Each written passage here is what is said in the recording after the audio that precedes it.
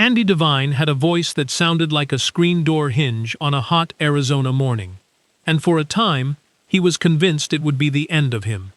What most people don't know is that the same raspy, two-toned wheeze that made millions of American kids shriek with delight every Saturday morning was, according to the man himself, the result of a freak childhood accident.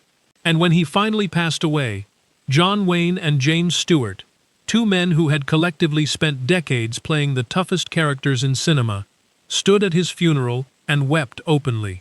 That tells you everything you need to know about Andy Devine.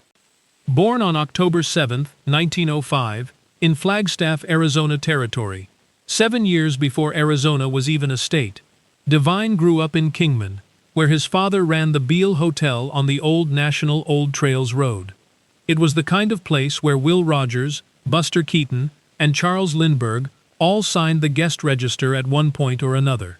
Andy grew up surrounded by that energy, but it was a childhood accident that would shape his entire life. As he told the story, he was running through the hotel with a curtain rod in his mouth, tripped, and drove the rod through the roof of his mouth. When his voice eventually returned after nearly a year of silence, it wasn't the same voice. It cracked. It wheezed. It had a quality unlike anything anyone had heard before. His son Tad later acknowledged there was indeed an accident, though the exact details were never entirely clear. That voice followed Devine to college, where he played football and basketball with enough skill to earn semi-professional money on the side, under the alias Jeremiah Schwartz, to protect his amateur eligibility. A Universal Studios talent scout eventually noticed the big, broad-shouldered athlete, and football opened the door Hollywood might never have otherwise offered. Buster Keaton, who remembered the kid from his family's hotel, helped him land his first work in silent pictures.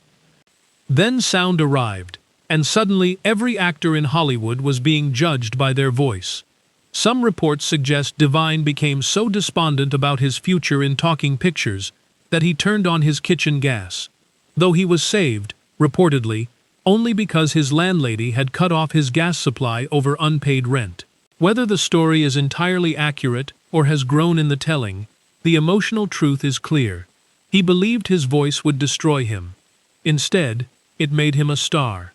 His 1931 role in The Spirit of Notre Dame proved audiences didn't just tolerate his voice, they loved it. He was warm, funny, and utterly real. Universal kept him under contract for nearly 2 decades, and he appeared in more than 150 verified films.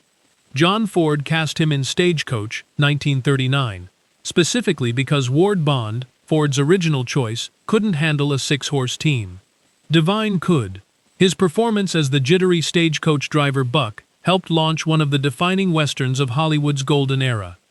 Television made him a household name all over again.